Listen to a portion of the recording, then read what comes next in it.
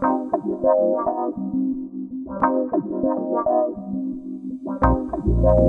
a troublemaker on the loose.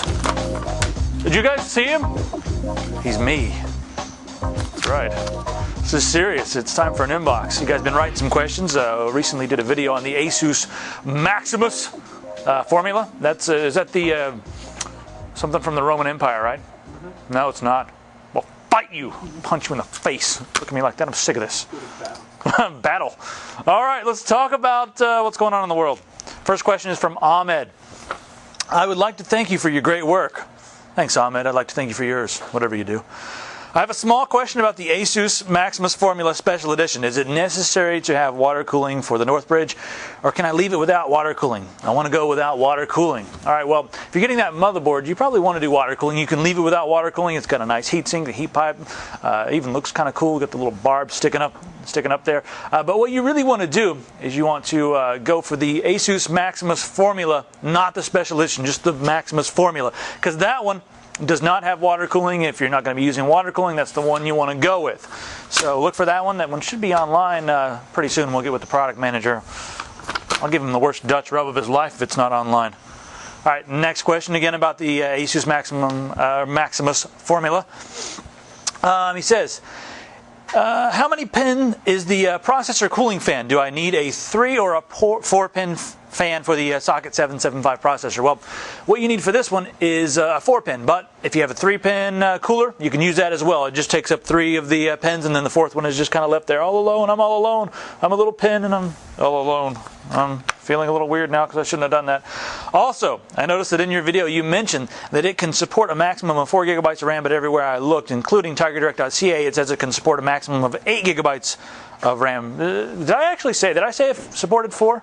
It usually supports around 4 when you're running a 32-bit OS like Vista 32-bit or most of the XP 32-bit. If you're running that, it's usually only going to recognize actually around 3 gigabytes of the RAM. If you're running a 64-bit OS, 8 gigabytes of RAM, that'll work just fine.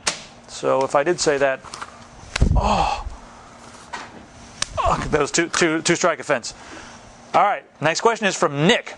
Thinking about buying a video card from Tiger Direct and have it shipped to me. My friend, who's had some bad experiences with other online stores, told me not to because I would probably have to pay other fees like duty and such. I'm aware of the shipping taxes, but is there a duty fee? I don't know if you're into that. Is there a duty fee?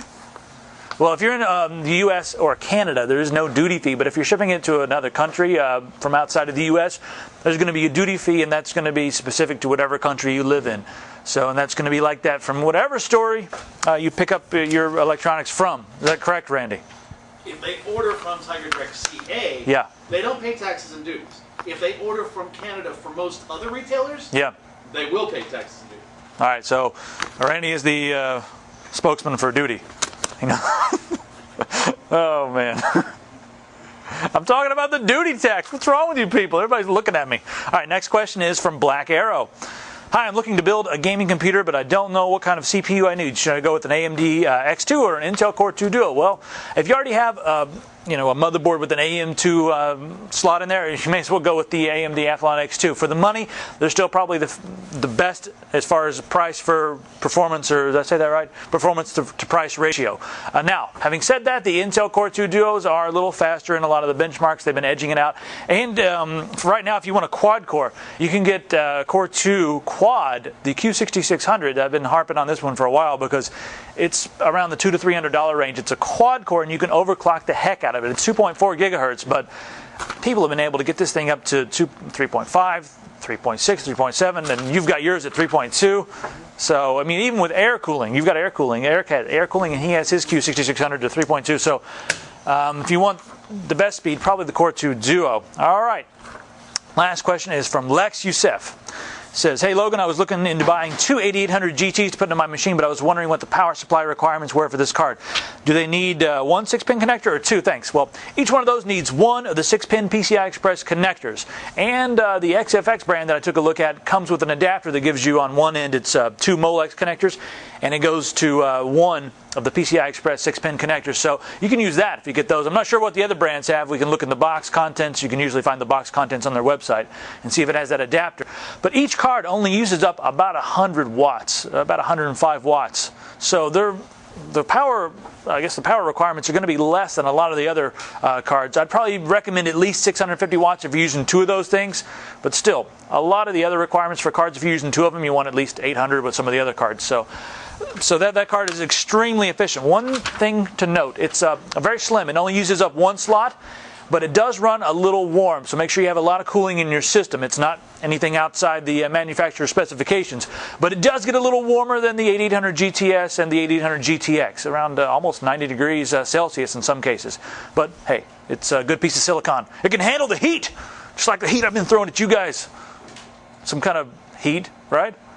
Like something like when you open the oven. All right, if you guys have any questions, send me an email, logan@tiger.tv. If you think it deserves a video response, put inbox really big in the subject. Also, send me a video question. I'd love one of those. Just reply to this with a little video and we'll answer it on the air. See you next time.